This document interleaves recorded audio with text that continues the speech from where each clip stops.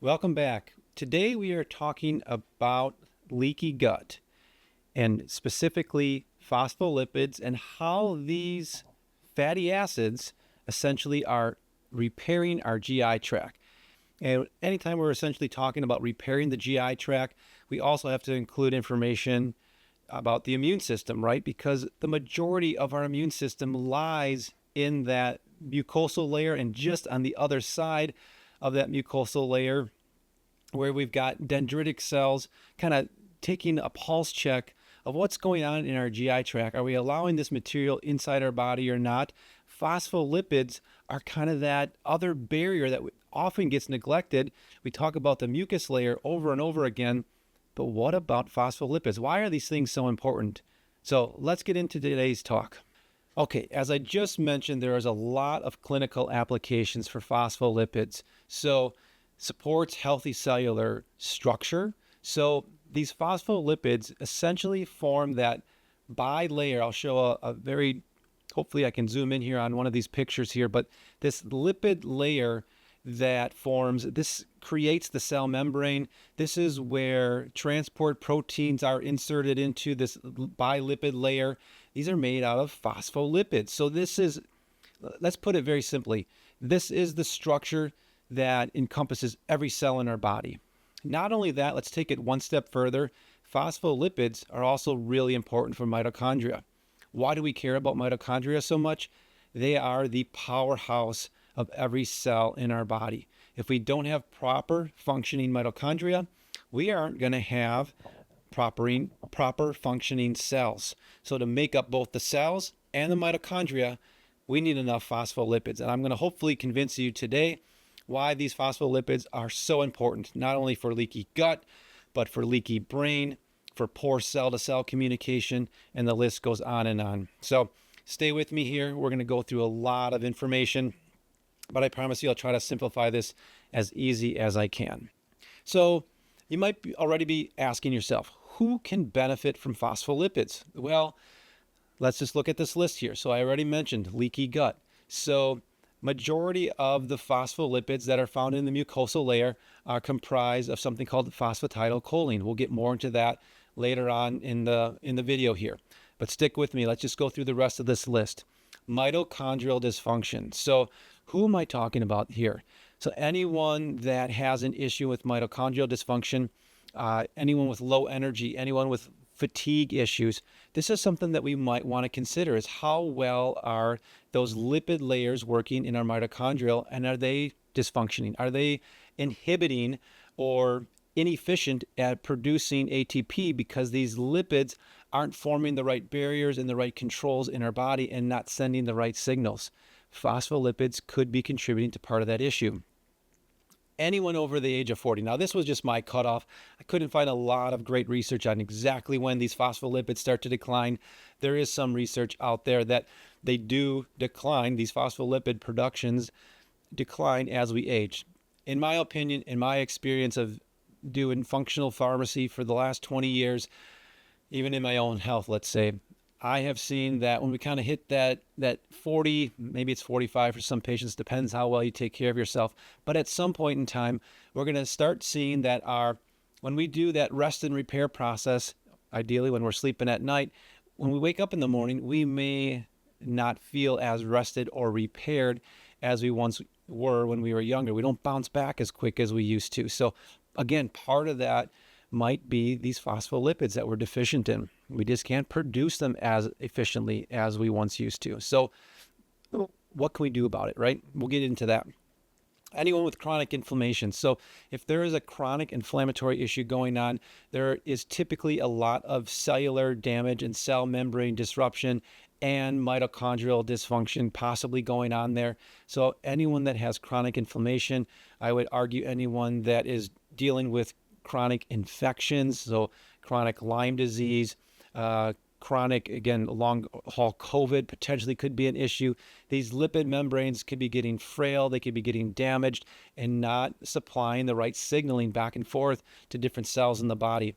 And then anyone that has a compromised immune system. So as we'll see here, these phospholipids are critical for optimal immune function signaling. So if we don't have enough phospholipids around, we are potentially going to run into some significant issues. So again, hopefully this data and these studies that I'm going to be going with, I'll be highlighting these at a high level for you. But the take-home point is anyone with a compromised immune system may want to consider adding phospholipids to their supplement regimen. So before we get too far down the road here, down the rabbit hole, phospholipid overview. What am I even talking about? Pump the brakes here. Phosphatides are a major structural lipid in all cell membranes. Let me say that one more time.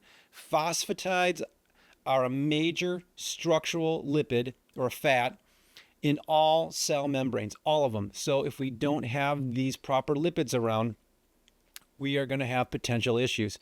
It drives me absolutely crazy when we're talking about diets and doing low-fat, fill in the blank, low-fat peanut butter, low-fat milk even, right? We're taking out these healthy lipids. They've been demonized as causing cardiovascular issues and so forth. And in my opinion, in the research I've looked at, it's not the lipids that are the problem, it's the inflammation. So let's just all take a pause here and say, you know what? Lipids aren't the problem, right?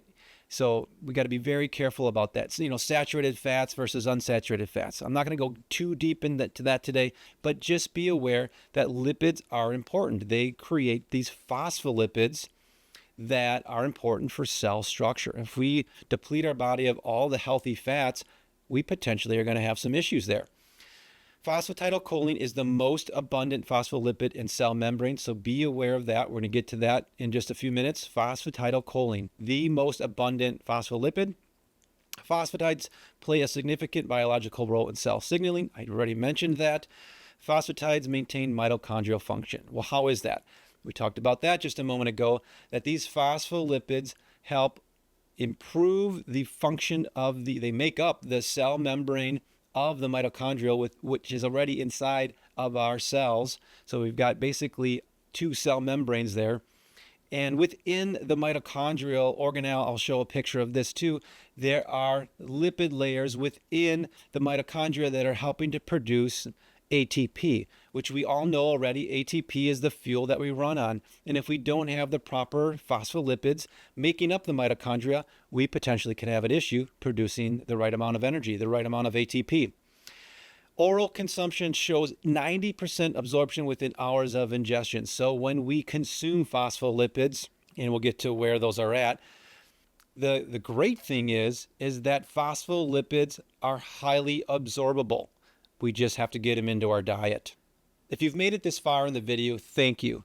About 90%, I'll show a picture here in just a moment here, a screenshot of our analytics on YouTube, but about 90% of you watching this channel aren't subscribed. So would you please do me a favor and subscribe to the channel if you're finding any value in this content. It really helps to motivate me specifically to producing more and more content out there on information that I think is so basic, but yet so critical. And it just helps me to, again, keep moving forward. So thank you for subscribing already. All right, back to the content. Phosphatides and the mitochondrial immune interface. So I have the references there. You're going to see the references at the end of this video. So if you really want to do a deeper dive than what I'm doing today, the references are going to be there for you. But phospholipids aid in calcium signaling. Calcium is critical. Just a side note here, calcium is what fluxes in our muscle tissue for muscle contraction. Calcium is a mineral. Just think of calcium as a mineral for conduction, for signaling, for getting information back and forth in and around the body. Phospholipid movement to and from mitochondria help regulate cell death. What do we mean by that? Apoptosis. So if there is a cell that essentially is not functioning the way that it needs to, phospholipids help in apoptosis, in getting rid of that cell that is no longer functioning properly. So that is critically important. Lipid movement helps in cellular redox, balance, and immune signaling. Let me say that one more time. Lipid movement, so phospholipid movement, helps in cellular redox balancing and immune signaling. So the point there is there's reactive oxygenated species that will collect as byproducts of ATP production. And these phospholipids help to get those reactive species out of the cell and basically excrete those out of our physiology. Phospholipids, phosphatides, and the mitochondrial immune interface. Phospholipid metabolism creates precise cell signaling to regulate healthy innate immune response. Phosphatides and their metabolites influence cellular dynamics, aggregation, blood clotting, and degranulation. So when we get into an issue where there is a disruption in the immune system, let's say we get a microbe that enters into our system, we need proper signaling, which is facilitated by these phospholipids, to send the right signals. Not all inflammation is bad, so we have to be aware that some of this signaling is important to degranulate. A specific example of that is histamine release. You get degranulation of mast cells. It's a fancy word for saying that these cells basically get pissed off and they dump out a bunch of histamine, and we all have seen this before where you get redness, you get swelling, you get itching, you get hives. That's because of the main contributor there is the export of histamine out of mast cells, which is a specific immune cell, and then that is facilitated by phospholipids. So you can hopefully begin to appreciate these phospholipids are critically important for cell signaling. Phospholipids are recognized by innate, so immature basically is another word for that, T cells to gain positive identification of foreign invaders and respond appropriately.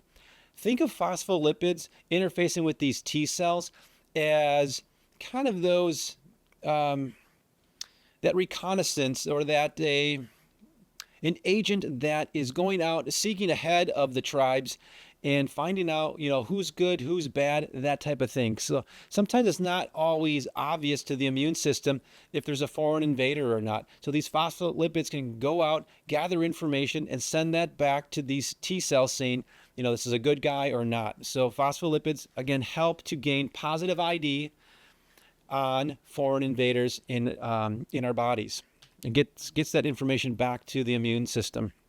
Back to the T cells. Phosphatides and mitochondrial immune interface with, again, ROS. We just talked about this, reactive oxygenation species. In a healthy GI tract, phosphatidylcholine is present in the mucosal layer, creating a hydrophobic surface to protect from intrusion. It's a lot of words there, but just know that phosphatidylcholine, that's a specific phospholipid, is important for protecting our GI tract. Phosphatidylcholine makes up 90% of the mucosal layer of specific phospholipids. Poor nutrition, stress, and dysbiosis can all weaken the intestinal mucosa. We probably already know this already. So the important part here to know, though, is if you have poor nutrition, start eating more healthy fats. So specifically egg yolks, liver, meat, and dairy have the most phospholipids in them. So focus on, again, clean sources of those foods. Stress, if you are under stress, we all know this, we don't think as well. Part of that is because of leaky gut.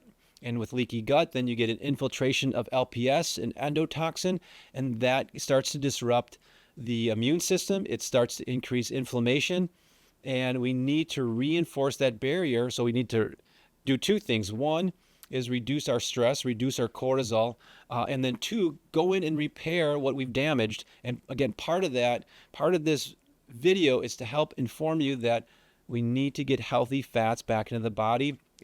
Specifically, these phospholipids are critical, in my opinion, for repair of the mucosal layer.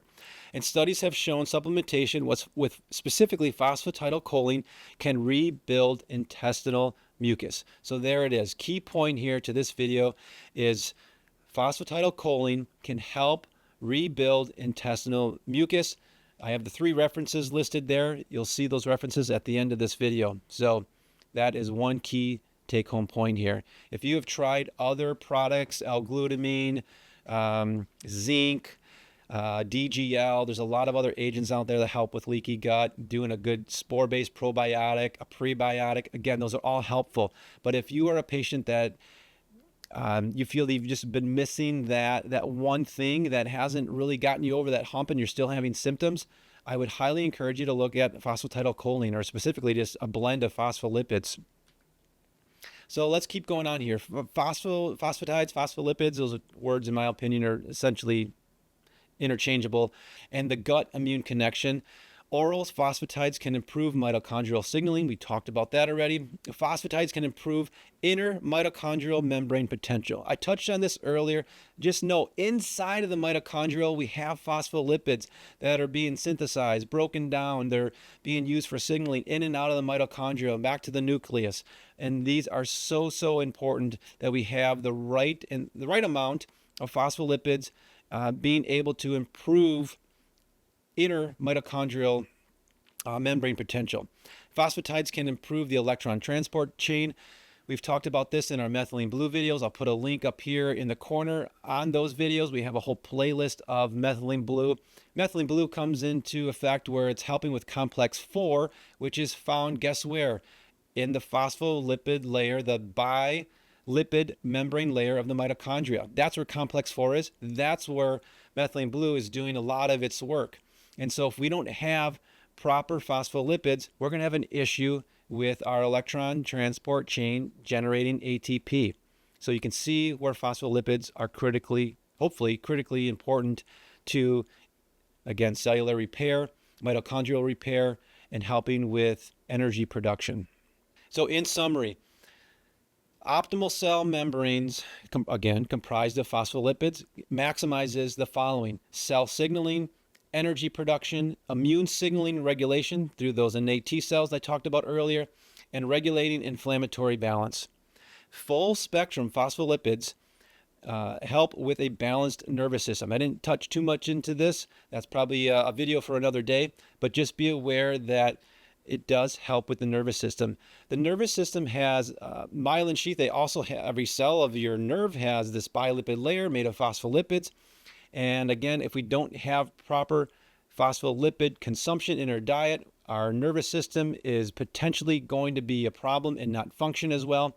And so we want to make sure that we're getting enough phospholipids to improve our nervous system overall. And then full spectrum phospholipids can improve parasympathetic tone. What do I mean by this? So a lot of times we're under a lot of stress, distress, and we live in that sympathetic, high cortisol, high adrenaline, norepinephrine, epinephrine is just pumping out. We can't sleep at night. We can't get that rest and repair because we're full of caffeine. We're full of adrenaline. It's always that wired and tired kind of syndrome that we see in our pharmacy. And phospholipids can help to balance that out. So getting patients out of the sympathetic craziness and moving them into this parasympathetic, this calm state, this meditative state, this getting their nervous system toned down again, getting more GABA into their system. That's the brake system of the brain. Phospholipids can help those patients move out of that sympathetic crazy overdrive and get them into that rest and repair state from a nervous system standpoint. So you might be wondering now, well, where am I going to get all of these phospholipids from? Well, again, I mentioned this already. Eggs, organic if you can get them that way and afford them. We all know the price of eggs have just gone up astronomically. The other thing is liver. So calf's liver, beef's liver, any animal liver would be fantastic. Again, clean source, organic, organically raised grass-fed beef, grass-finished beef, of course. And then dairy, again, but clean dairy. So I'm not a huge fan of dairy overall because of all of the potential toxins and contaminants in dairy. So just be aware that you're getting clean dairy sources. Outside of diet, we have partnered with a company in Wisconsin that has a fantastic blend of phospholipids. So this, I think, as a dietary supplement, might be something helpful for you. If what I've just described in the last 10-15 minutes here, if this applies to you, this might be something you want to consider adding to your supplement regimen. So this is a blend of phospholipids. I'll put this up on the screen of what this contains. So that PC standing for that phosphatidylcholine, and that is the majority of what's in this phospholipid blend. But you also get 2 grams of phosphatidylinositol, You get a gram of phosphatidylethynolamine. So I'm not going to go through all of those. That's again probably a video for another day. But just know, especially phosphatidylcholine is so important for that cell membrane. I would again I would encourage you to look at this product if you might be one of those patients that's suffering again from mitochondrial dysfunction, leaky gut. This might be a product that you may want to consider. Here are the references that I pulled this information from. I know there's a lot there. You could pause that and take a look at that at your leisure. And thank you. Here's our contact information. We have 5 pharmacists here on staff at MD Custom RX. Please give us a call. Stop in. Again, put a comment below. Let us know if you have any questions on the material that is covered today. I did forget one thing to mention, that we have these new test kits, and I'll put a link to our testing services, which is right through our website. The Fit Kit by KBMO can measure LPS, Candida, occludin, and zonulin, which are essentially markers. Occludin and zonulin are markers for leaky gut. So we can do that, and I will again put a link to that kit. So if you are somebody that is suffering with leaky gut, I would encourage you to take a look at the KBMO Fit Kit and do the gut barrier panel. If you have questions, please give us a call. Thanks again for watching our video. Have a great day.